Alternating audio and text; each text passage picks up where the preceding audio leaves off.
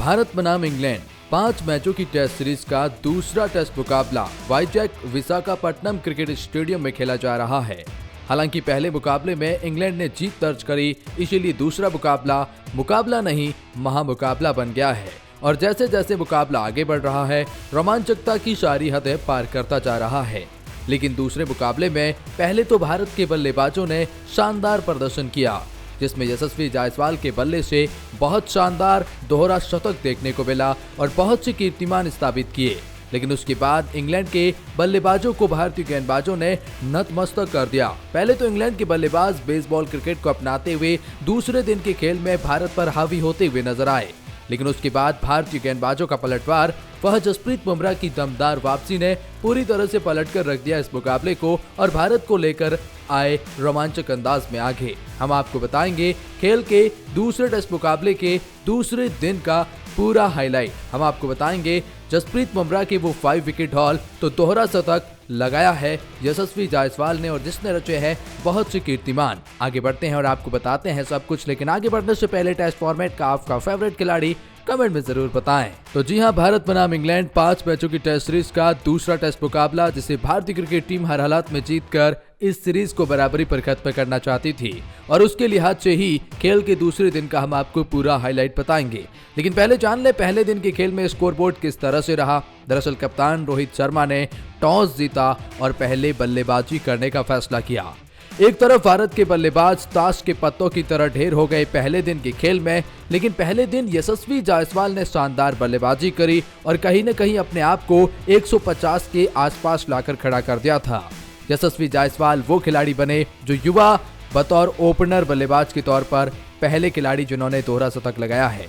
यशस्वी जायसवाल का बल्ला शानदार रहा। भारत ने ओपनिंग पेयर में यशस्वी जायसवाल और रोहित शर्मा उतरे, लेकिन भारत को 40 रन पर पहला झटका रोहित शर्मा के रूप में लगा। शुभमन गिल भी कुछ खास नहीं कर सके और श्रेयस अय्यर भी 27 रन बनाकर आउट हो गए।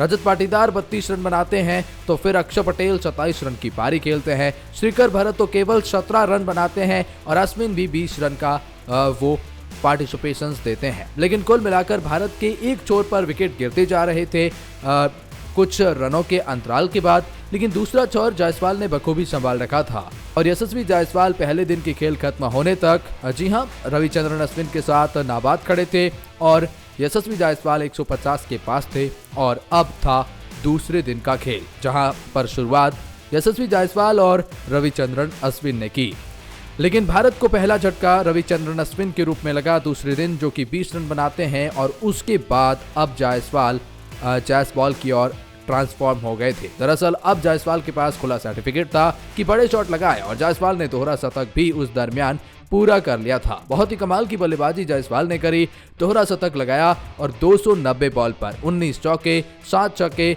72 की स्ट्राइक रेट से वो पारी आई, जो कि कमाल की रही थी। उसके बाद जसप्रीत बुमराह, मुकेश कुमार और यशस्वी जायसवाल खुद 209 रन बनाकर आउट हुए। कुलदीप यादव जरूर नाबाद थे, लेकिन भारत ने पहली पारी में 396 रन बनाए थे, जिसमें 50% से अधिक रन केवल यशस्वी जायसवाल ने बनाए। और भारतीय क्रिकेट इतिहास में ऐसा पहली बार हुआ जब एक खिलाड़ी ने 200 का आंकड़ा छुआ, लेकिन दूसरा कोई भी खिलाड़ी 40 के ऊपर भी ना पहुंचा। ये भारतीय क्रिकेट इतिहास में पहली बार देखने को मिला है। लेकिन इंग्लैंड क्रिकेट टीम बिल्कुल भी अलग मूड में नजर आ रही थी। भले इंग्लैंड के खिलाफ 400 रन का एक बहुत बड़ा टारगेट था, लेकिन इंग्लैंड ने शुरुआत करी धाकड़ अंदाज में और बेसबॉल क्रिकेट के अंदाज के रूप में। दरअसल जैक क्राउली और बेन डकेट ने शानदार शुरुआत दिलाई इंग्लैंड को। दोनों ही आक्रामक अंदाज में आगे बढ़े, लेकिन भारत ने पहली सफलता कुलदीप यादव की गेंदबाजी के द्वारा बेन डकेट के रूप में ली। 17 बॉल पर 21 रन बनाकर बेन डकेट शिकार बने कुलदीप यादव का, लेकिन उसके बाद आए ओली पॉप और जैक क्राउली ने बहुत शानदार पार्टिसिपेट किया और ऐसे में 114 रन तक केवल एक विकेट गंवाया था इंग्लैंड क्रिकेट टीम ने। और ऐसे में फिर लगा कि इंग्लैंड शायद अब उस टारगेट के आसपास नजर आने वाला है जहां पर भारत ने उन्हें टारगेट दिया था, क्योंकि इतनी शानदार शुरुआत इंग्लैंड को मिलना और जैक क्राउली का उस अंदाज में बल्लेबाजी करना वाकई में अनबिलीवेबल लग रहा था। लेकिन उसके बाद आए टीम इंडिया के जी हां संकट मोचक जसप्रीत बुमराह, ओली पॉप, जिन्हें एक शानदार गेंद ही बोल्ड कर सकती थी। एक ऐसी गेंद जिस तरह से ओली पॉप फॉर्म में थे, सटीक यॉर्कर का टप्पा कि ओली पॉप को चारों खाने चित कर दिया जसप्रीत बुमराह ने। ऑली पॉप जो कि इंग्लैंड के रीढ़ की हड्डी कहे जाते हैं, लेकिन पहले मैच में उन्होंने दोहरा शतक लगाया। लेकिन इस मुकाबले में जी हां 23 रन की पारी खेलते हैं और 114 रन पर भारत दूसरा विकेट चटकाने में कामयाब रहा जैक क्राउली के रूप में। और इनके बाद अगर कोई और खतरनाक खिलाड़ी है तो वो जो रूट है, और जो रूट को ही जसप्रीत बुमराह ने शुभमन गिल के हाथों स्लिप में कैच करवाया।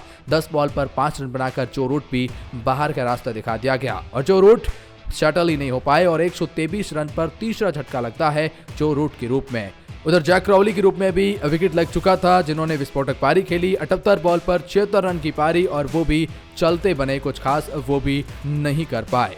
उसके बाद जॉनी बेस्टो और बेन स्टोक्स ने पारी को संभालना चाहा और इन दोनों के बीच ठीक ठाक पार्टनरशिप हुई। लेकिन लंच के तुरंत बाद जॉनी बेस्टो का विकेट चटका लिया जाता है और जॉनी बेस्टो भी शिकार बनते हैं जसप्रीत बुमराह का, और वो भी शुभमन गिल के स्लिप में ही कैच करवाए जाते हैं। 39 बॉल पर 25 रन की पारी खेलते हैं। और उसके बाद बेन स्टोक्स और बेन फॉक्स, लेकिन बेन फॉक्स को कुलदीप यादव ने चलता कर दिया, वो भी कुछ खास नहीं कर पाए। रिहान अहमद भी आज कुछ खास नहीं कर पाए और टॉम हार्टली जिन्होंने जरूर 24 बॉल पर 21 रन की पारी खेली, लेकिन वो भी कुछ खास नहीं कर पाए। लेकिन उससे पहले तो बेन स्टोक्स का विकेट लगा। बेन स्टोक्स सेटल नजर आ रहे थे। बेन स्टोक्स 54 बॉल पर 27 रन की पारी खेलते हैं, लेकिन फिर कहेंगे बेन स्टोक्स जिस फॉर्म में थे उन्हें केवल और केवल जसप्रीत बुमराह ही बोल्ड कर सकते थे, और किया भी। जसप्रीत बुमराह ने ऐसी गेंद पर बोल्ड किया कि बेन स्टोक्स चारों खाने चित हो गए, मैदान पर अचंभे में पड़ गए कि आखिर इस गेंद के साथ और मेरे साथ हुआ क्या है। दरअसल बेन स्टोक्स वो समझ ही नहीं पाए थे। बेन स्टोक्स के आउट हो जाने के बाद इंग्लैंड की कोई भी खिलाड़ी फिर तो खैर टैलेंटर रह गए थे, उन्होंने कोई खास किया नहीं। जेम्स एंडरसन जरूर कोशिश कर रहे थे, लेकिन बुमराह के आगे उनकी कहां टिकने वाली थी और बुमराह ने अपना 6वां विकेट लिया और शिकार बनाया जेम्स एंडरसन को। जसप्रीत बुमराह की तारीफ करनी होगी ना, और जितनी तारीफ करोगे इस स्पेल में, इस पहली इनिंग के अंदर बुमराह की उतनी कम रहेगी। दरअसल ऐसे पिच पर जहां स्पिन की तूती बोलती हो, वहां पर जसप्रीत बुमराह अगर 6 विकेट चटकाते हैं और जब भी स्पेल मिला, जब भी विकेट की जरूरत हुई और बुमराह को लाया गया, बड़े विकेट से लेकर टेलेंडर तक जसप्रीत बुमराह ने ही भगाया है।